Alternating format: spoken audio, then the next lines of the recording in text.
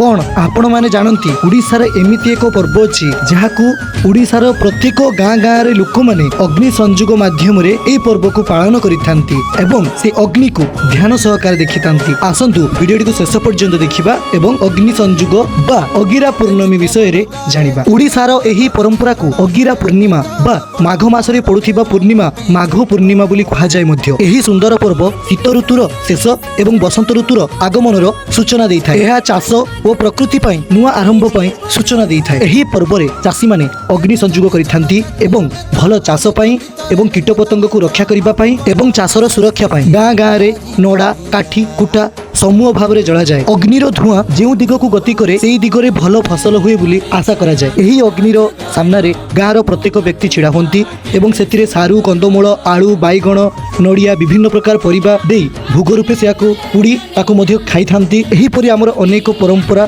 एवं संस्कृति आम ओडिशा भितरे आज भी बंची रही। आउ गोटे कथा कहि रखिबी आमे समस्ते याकू अभिरा पूर्णमी प्रायतः कहि थाउ किंतु या अभिरा नुहे। एहार प्रकृत नाम होउची आमे समस्ते मने रखिबा एहार प्रकृत नाम हेउची अगिरा पूर्णमी तथा माघ मासरी पड़ुथिबा पूर्णमी को आमे अगिरा पूर्णमी बोली कहि थाउ। रहुची आउ एक अन्य वीडियो रे देखाबो। जय जगन्नाथ।